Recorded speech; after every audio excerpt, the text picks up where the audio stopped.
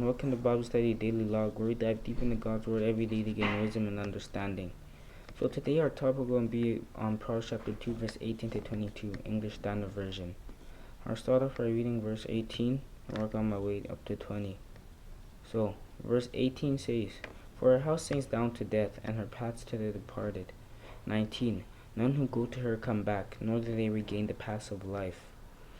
20. "So you walk in the way of the good and keep to the paths of the righteous." 21. "For the upright will inhabit the land, and those with integrity will remain in it." And 22.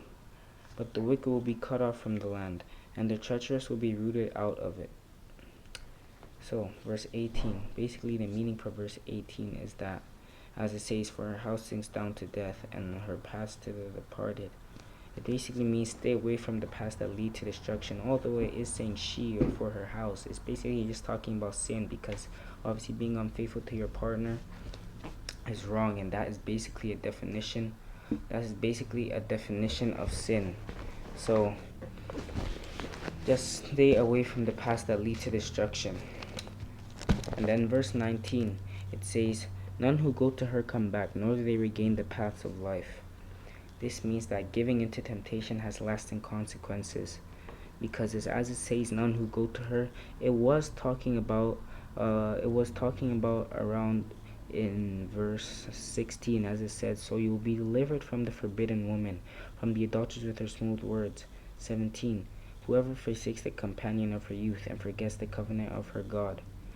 And then it goes on. It's basically talking about a woman who the husband will be unfaithful with, or the woman will be unfaithful to the husband. That is basically what it's talking about, vice versa. But if we summarize it all up, is basically just sin.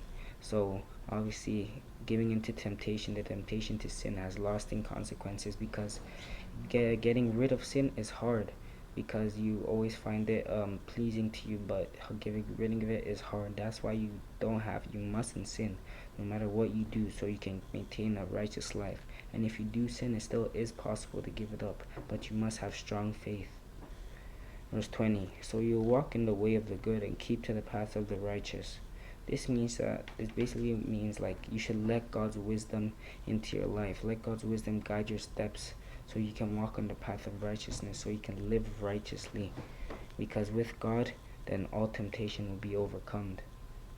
Verse 21, "For the upright will inhabit the land, and those with integrity will remain in it." This just means living righteously brings security and favor from the Lord. Because for the upright will inhabit the land the Lord their God is giving them, the land of everywhere you will live forever. And as said, those with integrity will remain in it. Just security and favor from the Lord. Just trust in the Lord, do what the Lord asks, and goodness will come to you. Blessings will come to you. Verse 22, "But the wicked will be cut off from the land, and the treacherous will be rooted out of it." This means that sin may prosper for a time, but ends in judgment. It ends in judgment, because even if you can sin in this life or you're in the flesh, at the end of the day, when your body goes into dust and your soul is all that remains, God is going to be the one to judge you, and he will be able to tell you, make your judgment, whether you have lived a righteous life or an evil life, a life of lies, sin, and corruption. And you shouldn't keep on doing your bad habits.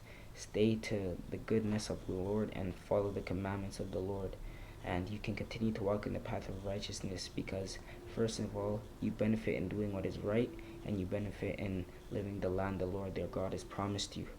The Lord that has promised the land from the start of the Bible to the Israelites is also promised to you, the New Jerusalem.